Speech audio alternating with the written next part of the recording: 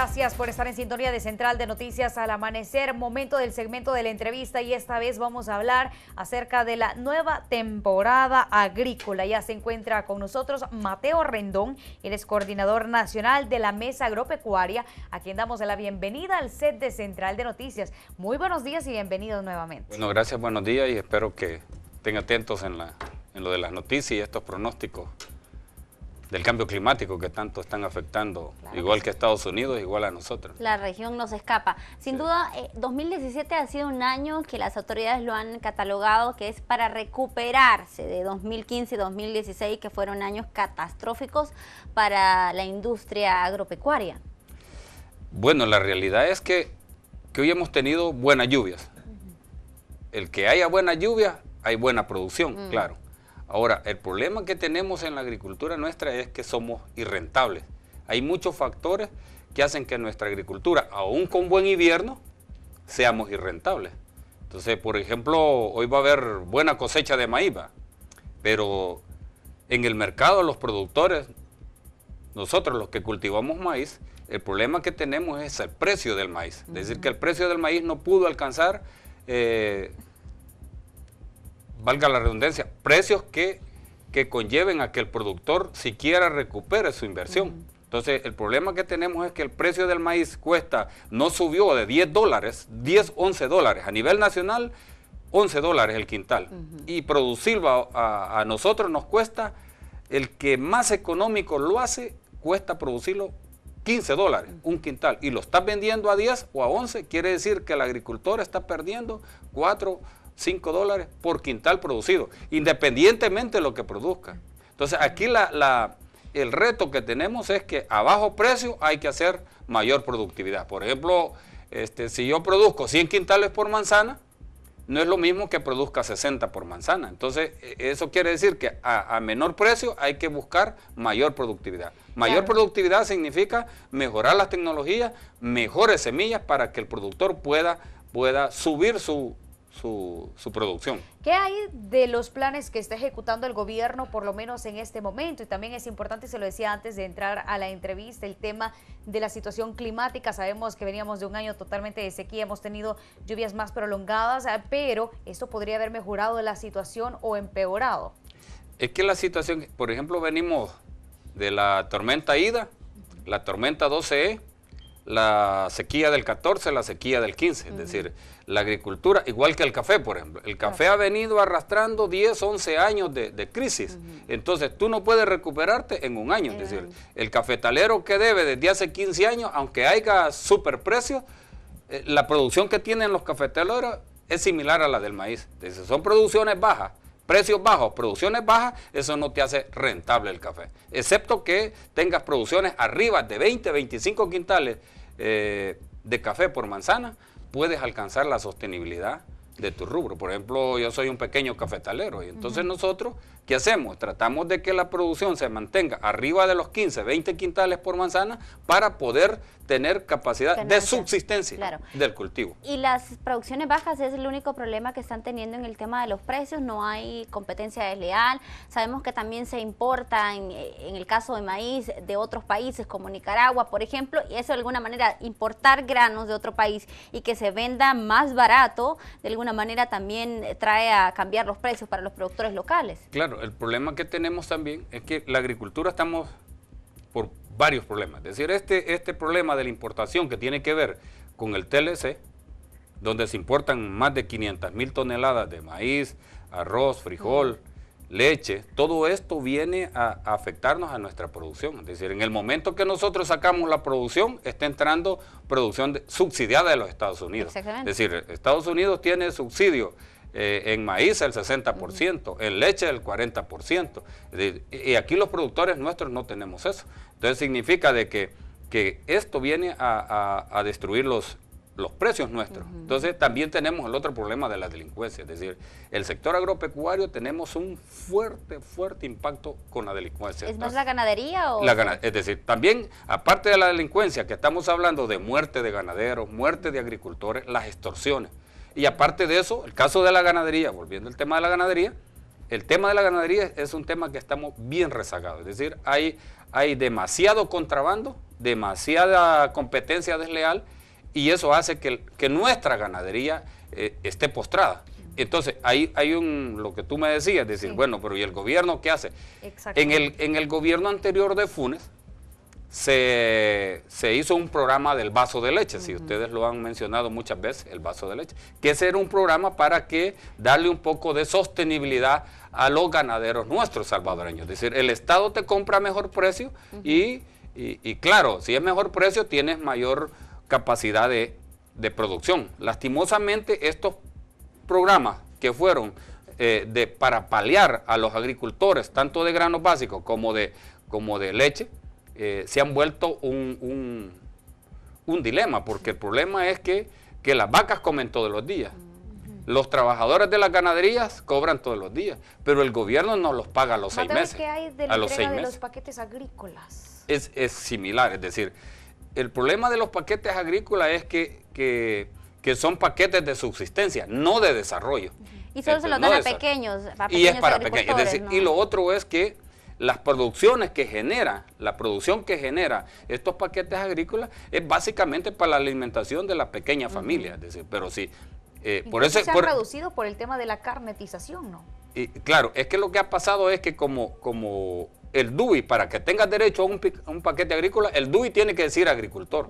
Y eso no todos tenemos el DUI de agricultor, unos tienen de albañil, de carpintero, de motorista, de vigilante, de lo que sea, pero menos de agricultor. Pero somos agricultores, somos agricultores. En ese sentido, el problema que tenemos es que el paquete agrícola no te genera desarrollo. Claro, es que hay que hacer una diferencia, ¿no? El paquete agrícola es únicamente para la subsistencia de las familias, no es para que el agricultor o la persona que se dedica a sembrar produzca y venda esa producción.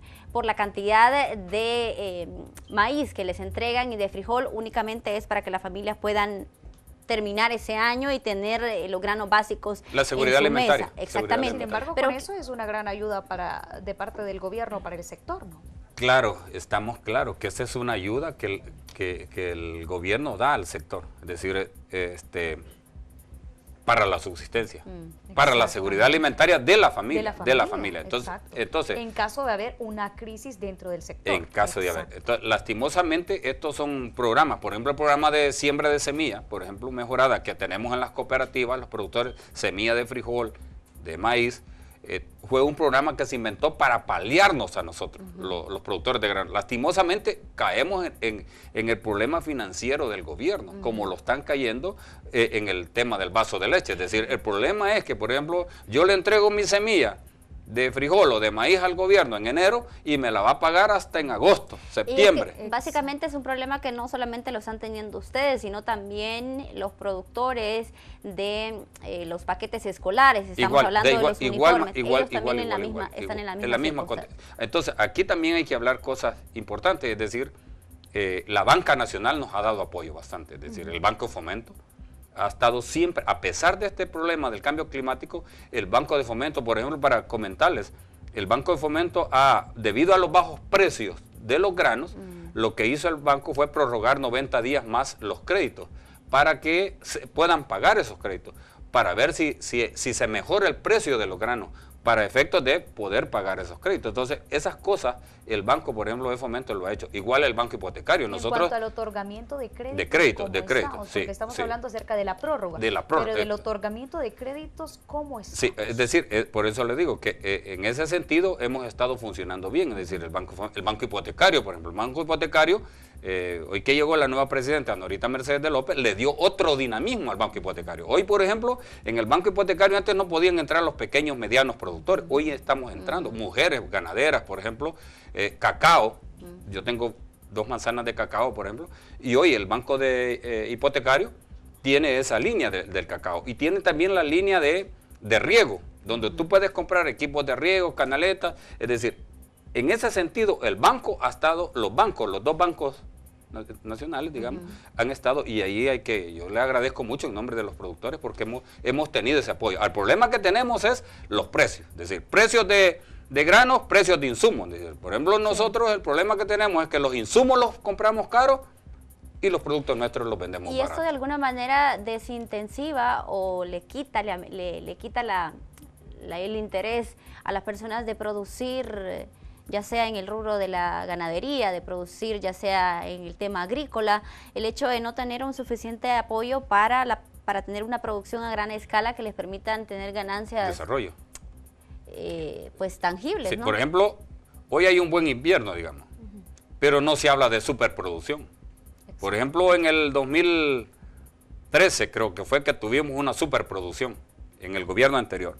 Hubo un buen invierno, pero hubo superproducción.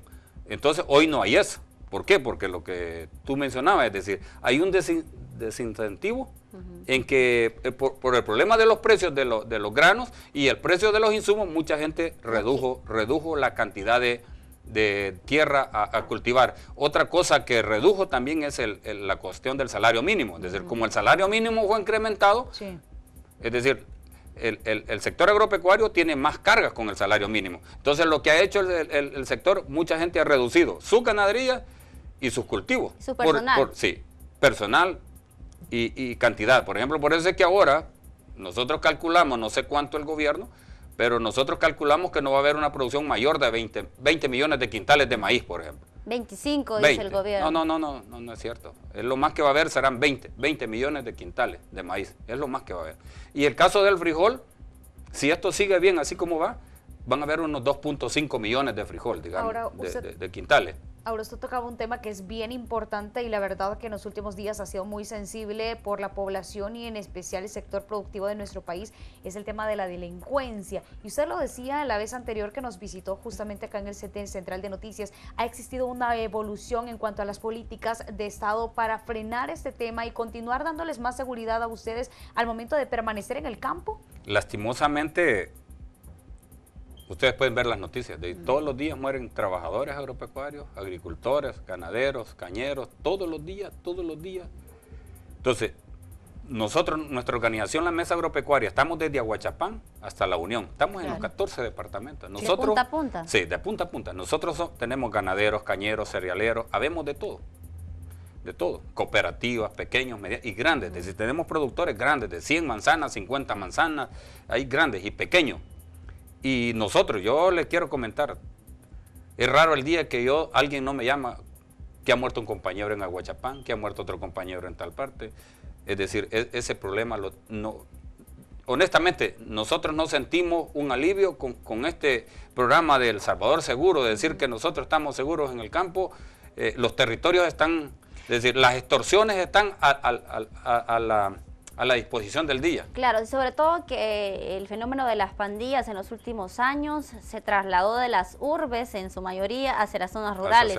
Y eso de alguna manera también trasladó el problema para las personas que viven en el campo y que se dedican a este rubro. ¿Ustedes han podido contabilizar o sistematizar a modo de gremio cuántos son las pérdidas que están teniendo en el tema de las extorsiones anuales? Fíjese que nosotros hicimos un balance recién el año pasado y calculábamos no menos de 10 millones de este sector que paga en extorsiones. Por ejemplo, nosotros tenemos gente que paga por cada vaca, paga extorsión, por la caña, por el café. Tenemos compañeros cafetaleros que ya no van a sus cafetales porque no pueden llegar ya.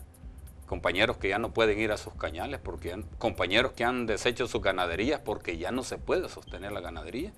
Entonces hay ese flagelo a nivel nacional, no solo es en Oriente, es decir, estamos hablando, aquí no solo son 4 o 10 municipios, es el país entero el que estamos en este problema. Lastimosamente, el proyecto de la Policía Nacional Rural, que se supone que era la que nos iba en aquel momento a proteger o a dar seguridad, básicamente la disolvieron. Entonces, tú dices, ¿cómo es que va a haber seguridad si el cuerpo, digamos, el batallón que había para darle seguridad a la parte rural, a las zonas agropecuarias, prácticamente lo disolvieron? Entonces, hemos quedado siempre a lo que Dios da en el campo. Claro, esta sin duda es una de las deudas pendientes del Estado. A inicios de este año, ustedes exigían textualmente medidas compensatorias por parte del gobierno salvadoreño, luego de la reunión que sostuvieron allá por el mes de enero, eso acerca del incremento de salarios, que es un tema que usted ya hablaba al respecto. ¿Recibieron ustedes esta serie de beneficios que ustedes estaban solicitando? Pues realmente no se ha podido. Creo que es la misma situación. Aquí no hace falta ser economista para saber de que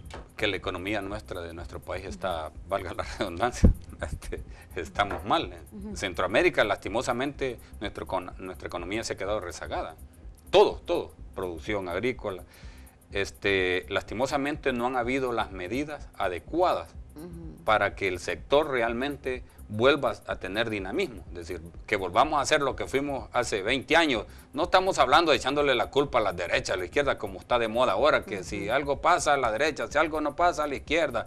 Es decir, ese tema esa politización, vemos que nos ha traído también a retroceder en el desarrollo. Entonces, lastimosamente, esto de la agricultura necesita de transformación, es decir, una agricultura moderna, competitiva y sostenida, de tal manera que genere desarrollo, pero también beneficio social a la familia. Es decir, claro, no puede hacer usted todo el año trabajando y queda debiendo el crédito, aún produciendo bastante. Es ilógico. Entonces, lo que buscamos es que nuestros hijos alcancen a ir a las universidades con lo que nosotros producimos. Lastimosamente, en estos momentos no hay ese paliativo hacia la agricultura. Y si hablamos del tema de la productividad, lo preocupante aquí es que nuestro país no está llegando a los niveles, no solamente por la falta de apuesta que está haciendo el Estado salvadoreño, sino también, uno, por la falta de recursos y dos, por la falta de recurso humano. Esto tomando en cuenta que la mayor parte de productores que están ingresando a territorio salvadoreño son nicaragüenses. Es más,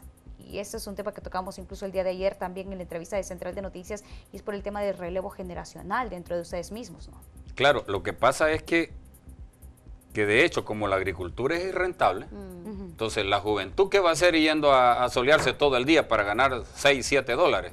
Si va a comprar un chip, vende un chip, hace un celular, arregla un celular. Hoy hay tantas cosas que la juventud se ocupa, menos de la agricultura. Entonces, el problema que tenemos es que los que hacemos agricultura somos mayores de los 40 años. Claro. El que más joven está es de 40 años, 40, 45. De ahí la gran mayoría somos de 50 arriba. Entonces, ¿no capacitan a los jóvenes? Ya no hay si nadie quiere, nadie quiere ir. ¿Cómo va a ir alguien viendo con este problema que tenemos de la insuficiencia renal? Todo el mundo ya tiene miedo también ir a regar venenos o insecticidas, herbicidas. Entonces, hay un problema nacional. Entonces, y la situación es que por ejemplo, el problema que tiene Costa Rica con la nicaragüense, estamos llegando nosotros igual. Claro. El Salvador estamos llegando a tener problemas con la migración de Nicaragua, igual que nosotros estamos hondureños. Por ejemplo, usted va a la frontera, usted ve pasar nicaragüenses hondureños con cosas.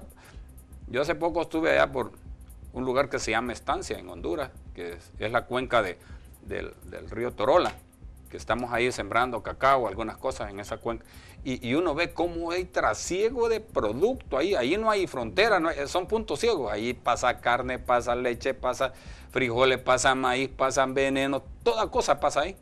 Y entonces eso hace que nuestra agricultura también decaiga, es decir, no hay acciones, no hay una reforma a la agricultura. Era lo que la expectativa que tenemos nosotros es que algún día esta agricultura resurja, es decir, como éramos antes, hace 20, 25 años producíamos casi 5 millones de quintales de café exportable, 5 millones. Ahora apenas estamos en 700, 800. ¿Quintales? Producíamos, sí, quintales oro producidos. Hoy hemos bajado, nosotros éramos los líderes en producción de leche, líderes en producción de grano, líderes en producción de algodón, todo ese líderes en fútbol.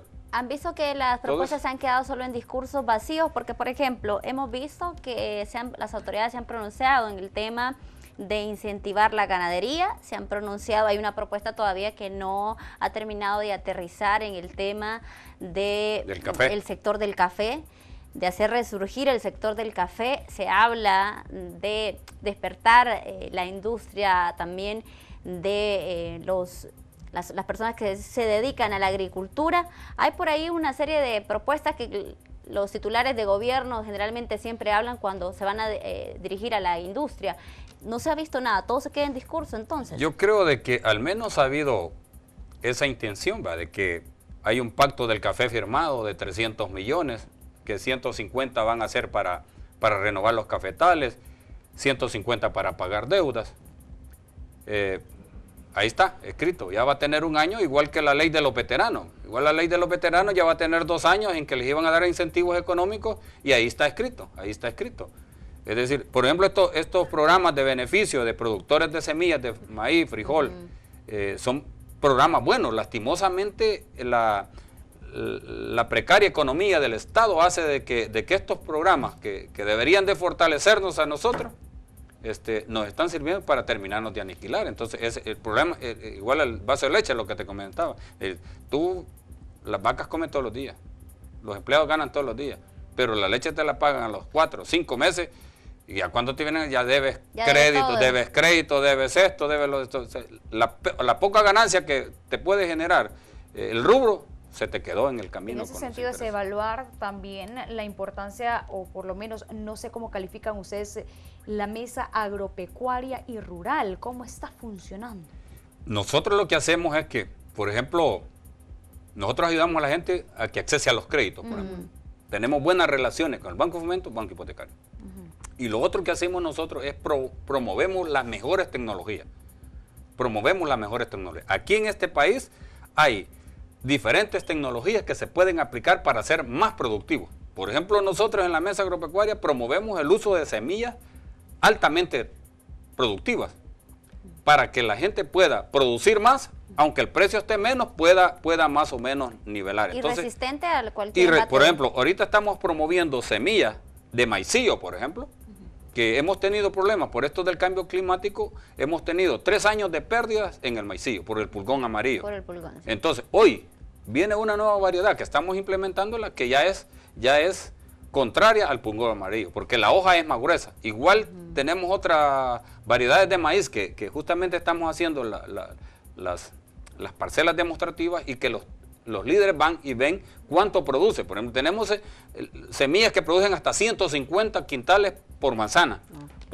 Entonces, muy diferente a la que del gobierno, por ejemplo, que produce hasta 60. Entonces, imagínate cómo se duplica. De 60 puedes tener 120, depende cómo trates y la tierra.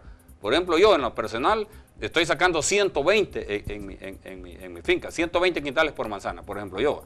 Pero mis vecinos, como siembran la otra semilla, están sacando 50, 45, 60 máximo. Entonces es la diferencia de cómo puedes superar el precio con más producción. Entonces nosotros estamos promoviendo esas cosas, mejores actos ganaderos. Es decir, nosotros estamos tratando de que se introduzcan pastos mejorados, pastos que les pasa la inundación y no los afecta. El caso del maicillo, como te repito, para que el productor trate de buscar el desarrollo, ¿entiendes? Ese es por eso es que nosotros hablamos de una agricultura moderna, competitiva, sostenible, que genere desarrollo económico, pero también desarrollo social de la familia, porque ¿qué tal si el país está rico, pero las familias estamos pobres? Entonces, esas son las cosas que en este país hay que cambiar. Se habla de un incremento del tema de las exportaciones por parte del sector agrícola. Yo dudo esas. Uno se va al Banco Central de Reserva y pide la información y realmente no. ¿Cuánto producimos el año pasado de café? 750,000 quintales. Oro. De esos 750,000 enviamos 550,000 afuera. El año antepasado enviamos 600, el otro 700. Entonces uno compara, por ejemplo, estaba viendo el rubro textil, ha bajado en exportación. Si ustedes se fijan, ha bajado un montón el rubro textil, producto de estas políticas también del aumento del salario mínimo, que la gente redució, que la gente, algunos cerraron y por la parte de la rentabilidad. Entonces yo creo de que nuestro país, y yo lo estábamos hablando hace poco en la Asamblea Legislativa con los miembros de la Comisión de Agricultura y Medio Ambiente, si en el país no se despolitiza, si no se desideologiza, no vamos a desarrollar. Es decir, cada año, y si seguimos en esta polarización que el país no avanza, entonces yo creo que aquí el reto de los políticos, nosotros hacemos lo que podemos, es decir, nosotros ahí andamos bien que mal con las vacas, bien que mal con el café, bien que mal con el maíz, siempre generando, porque nosotros no paramos, porque no podemos parar. Pero sí se necesita el acompañamiento, por ejemplo, en este problema de las deudas del café, por ejemplo. La superintendencia es bien clara.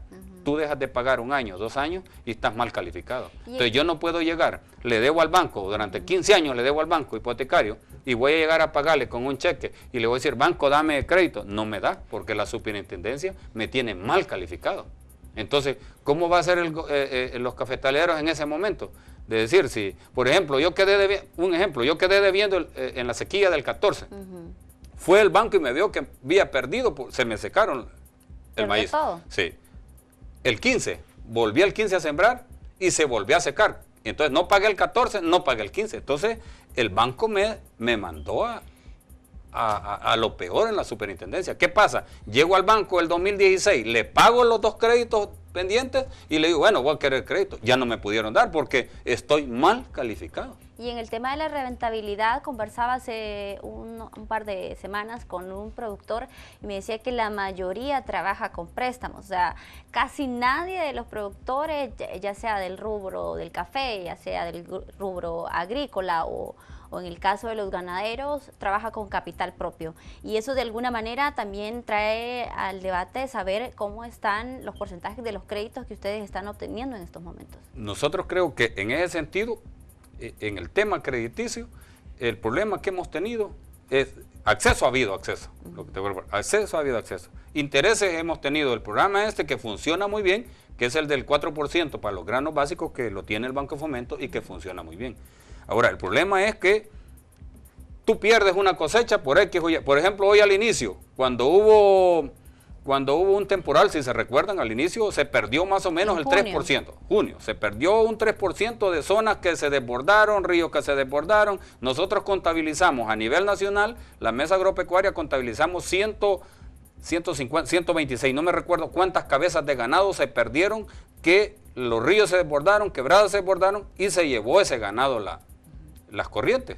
Entonces tú dices, pero no tiene impacto a nivel nacional. Es decir, la 126, sí, no, pero el que la perdió, los que la perdimos, sí sentimos. Probablemente la persona perdió las únicas 3 vacas que tenían. Sí, por ejemplo, tú dices, el gobierno dijo, no es significativo. Sí, pero no es significativo para el gobierno, para el país. Pero los que perdimos, a los que se le llevó las vacas, el ganado, a los que se le llevó el cañal, a los que se le llevó la milpa, ese sí siente, ese sí dice, no, hombre, no es cierto, no es cierto. Yo he quedado...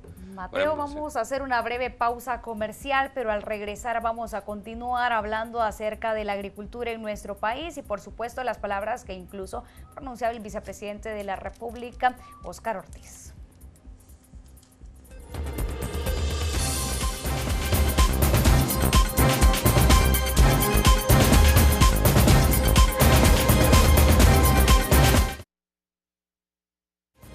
Gracias por continuar en sintonía de Central de Noticias al amanecer y por supuesto por informarse junto a nosotros. Saludamos a quienes informan ya a través de Facebook Live. Estamos desarrollando la entrevista de esta mañana y conversando con el coordinador nacional de la Mesa Agropecuaria, Mateo Rendón, precisamente hablando de la nueva temporada agropecuaria y de los retos que están teniendo los agricultores y las personas que se dedican a diversos rubros de la industria en nuestro país. Antes de irnos a la pausa comercial, hacíamos énfasis en las palabras que pronunciaba el día de ayer el vicepresidente de la República, Óscar Ortiz, quien aseguró que en temas de exportación estamos mejorando, número 1, la calidad y que ellos como gobierno salvadoreño continúan comprometiéndose a extender esas medidas fitosanitarias con el propósito de equiparar las oportunidades que tiene el producto salvadoreño al momento de ser exportado.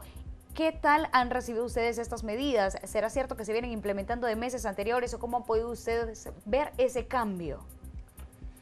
Bueno, la verdad que no. Tú puedes ver las noticias del problema que hay en la frontera. Largas colas de entrada y ingreso de productos. Largas colas por tiempo. Y nosotros, el sector agropecuario, lo que más estamos sufriendo es el contrabando que hay.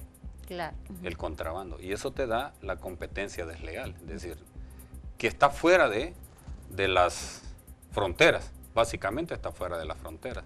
Y tenemos un exceso de ingreso, que hay mucha corrupción en las fronteras. Por ejemplo, el Amatillo, toda esta zona de Nicaragua, Honduras, donde ingresa queso, leche, crema de Nicaragua y Honduras, que muchas veces viene bien, muchas veces viene mal, pero el ojo del que está dirigiendo en la frontera en ese momento se hace el ojo gordo y va para adentro. Es decir, en el gobierno anterior hicieron esfuerzos por quitar esa corrupción en el Amatillo.